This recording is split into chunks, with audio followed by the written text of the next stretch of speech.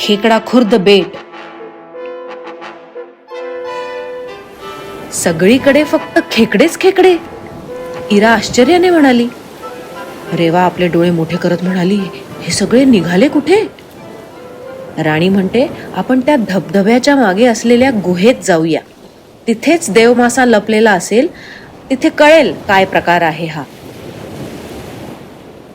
एक मोठा खेकडा तिथे पहारा देत होता. देव पावला, कोणीतरी आलं. खेकडा जलपऱ्यांना पाहून आनंदून म्हणाला. रेवा म्हणाली, आम्हाला देवमाशाला भेटायचं आहे. फारच महत्वाचं काम आहे. मग खेकडा म्हणतो, देवमासा असा कोणालाही सहजासहजी भेटत नाही. मला पण कधीपासून भेटायचंय, पण एक कोडं सोडवलं तरच आत प्रवेश मिळतो. इरा जरा गोंधळते. म्हणते, हे काय? शत्रूला साम दाम दंड आणि भेद करून हरवायचे हे माहिती होते. गणित सोडवून शत्रूला हरवणे पहिल्यांदाच पाहत आहे.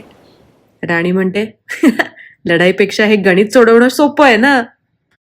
इरा, राणी आणि रेवा तिघी मिळून कोडे सोडवू लागतात आणि त्यांना उत्तर पण मिळतं. मिळालं उत्तर. पटकन ते उत्तर कुलुपात टाकून ते उघडूया आणि आत जाऊया. खेकडा अतिशय उत्साहित होऊन म्हणाला. रेवा लगेच 5, 2 आणि 5 हे आकडे दाबते आणि कुलूप उघडतं. गुहेतलं गूढ म्हणजे मिस्ट्री ऑफ द केव्ह. दार उघडतं. आत काळोख दाटलेला. शिवाय धबधब्याच्या पाण्यामुळे थंडी पण होती. तेवढ्यात एक काजवा चमकतो. जलपऱ्या आजूबाजूला पाहतात, पण गुहेत देवमासाच नसतो. राणी म्हणते, हे काय? कोणीच नाही. मग खजील होऊन खेकडा म्हणतो, मला माफ करा. मला खरंच माहित नव्हतं की तो देवमासा आत नाहीये. मीच फसलो.